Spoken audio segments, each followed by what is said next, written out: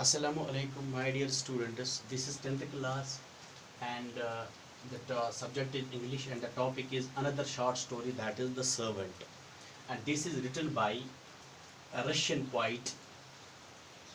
His name is S.T. Semyonov. S.T. Semyonov. He was born in 1868 and died in 1992. Till date, we learn about the Indian life through these short stories, uh, the French life. Now we are going to learn about the Russian life. Through these short stories, we are reading the life. We are learning the norms of the society. So from this very story, we will learn. This is about a servant. तो servant, there is another servant and the master, नौकर और मालिक. तो इसमें हम ये पढ़ने जा रहे हैं. ये जो S.T. Semyonov था, he happens to be a peasant. He happens to be a peasant. So he has written most of his the themes of his stories are connected to the peasant's family.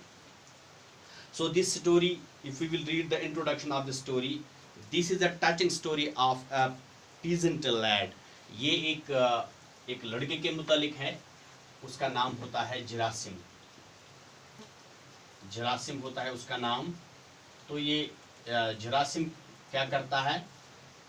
Gerasim comes to Moscow to find himself a place, and with an influence of a countryman of his, a coachman who is living with a wealthy merchant. Here he gets the position of the junior of the assistant janitor. तो ये काम के लिए जा रहा है Moscow. तो वहाँ इसका एक अपने कंट्रीमैन मीन्स अपने वो गाँव का एक आदमी होता है. तो उसके मदद से उसको वहाँ काम मिलता है. तो वहाँ एक अमीर सौदागर के पास जाता है. तो फिर वहाँ उसको असिस्टेंट के तौर पे वो वहाँ काम करता है. This place was formally occupied by an old man. तो इससे पहले वहाँ एक बूढ़ा आदमी काम करता था.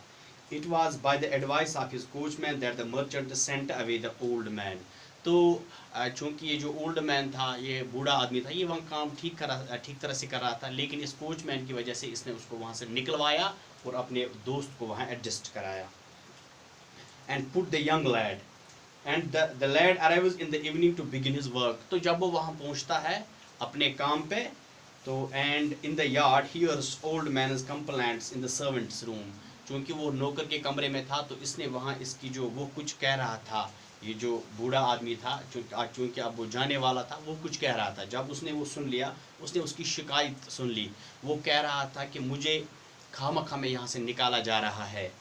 तो for having been discharge for of no cause whatsoever only to make room for the young fellow. तो इसीलिए वो कहता है अब मैं बूढ़ा हो चुका हूँ, अब ये एक जवान आदमी को ला रहे हैं, तो इसीलिए मुझे निकाला जा रहा है. The lad suddenly feels the pity for the old man. तो जब उसने ये सुन लिया कि मुझे यहाँ आना है, अब इस बूढ़े आदमी को निकालना है, तो इसके दिल पे कुछ गुजरती है. तो वो महसूस करता है कि मुझे यहाँ नहीं आना चाहिए. and is ashamed to have pushed him out. तो उसको अपने लिए ये शर्म महसूस करता है कि इस बूढ़े को निकालेंगे और मैं अपने यहाँ लिए काम करूँगा. He reflects for a moment, wavers and finally decides to give up the place. तो ये सोचता है कुछ वक्त के लिए, तो फिर क्या करता है, तो फिर डिसाइड करता है कि मैं यहाँ से जाऊँ, क्योंकि अब मैं इस बूढ़ी को नहीं निकाल, क्योंकि उसमें इंसानियत होती है, which he needs and which was pleased to so much. Learn about the humility in the story.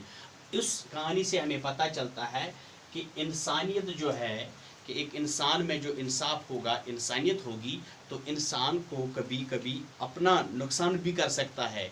यानी दूसरे के लिए दूसरे के हक पर शब खून नहीं मार सकता है. तो अगर हम देखेंगे जरासिम के मुतालिक, तो जरासिम को काम, हालांकि उसको खुद भी काम नहीं होता है, लेकिन वो दूसरे के रोजी रोटी पे शब खून नहीं मारता है.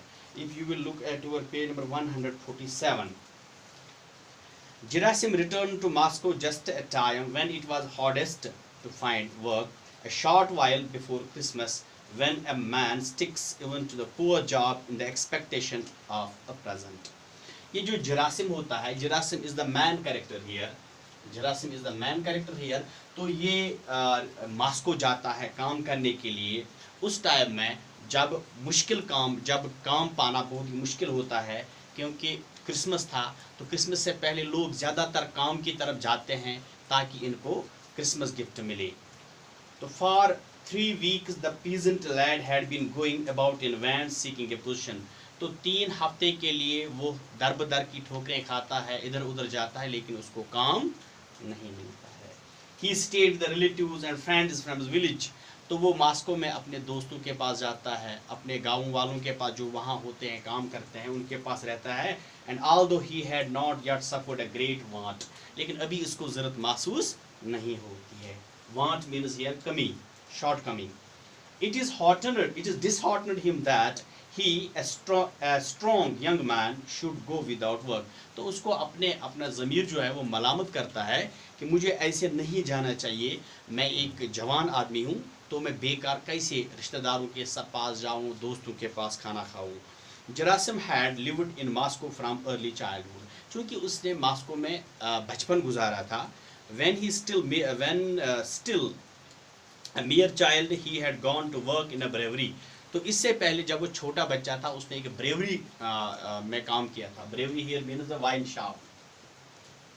Bravery here means a Bir shop. तो ये ऐसी दुकान होती है जिस दुकान पे शराब वगैरह बेचा जाता है। As bottle washer, bottle washer means जो बोतलों को साफ करता है। And later as a lower servant in the house. तो इसके बाद उसकी प्रमोशन वहाँ हुई, तो लवर, एक छोटा सा नौकर भी रखा गया है। And that he had in the last 2 years he had been the merchant's employee. तो फिर उसको अपने जो मालिक था, सौदागर था, अब उसने एक बाकायदा मुलाजमी बनाया था। and would have still there that position he had not been summoned back to his village for the military duty। लेकिन उसको अपने गांव में बुलावा आया कि वहाँ मिलिट्री की भर्ती हो रही है, कि वो फौज में भर्ती जाएगा। तो वो घर आ गया। तो जो ही वो घर आ गया, उसने वो काम जो है वो उसे हाथ धो बैठा। so he decided he would rather come however he had not been drafted। लेकिन उसको वहाँ ड्राफ्ट नहीं किया। ड्राफ्ट मीन्स रिक्रूटेड, ड्राफ्ट, उसको वहाँ रिक्रूट नहीं किया गया। So dear students, now this is enough for today. Inshallah we will continue it from here tomorrow. Thanks.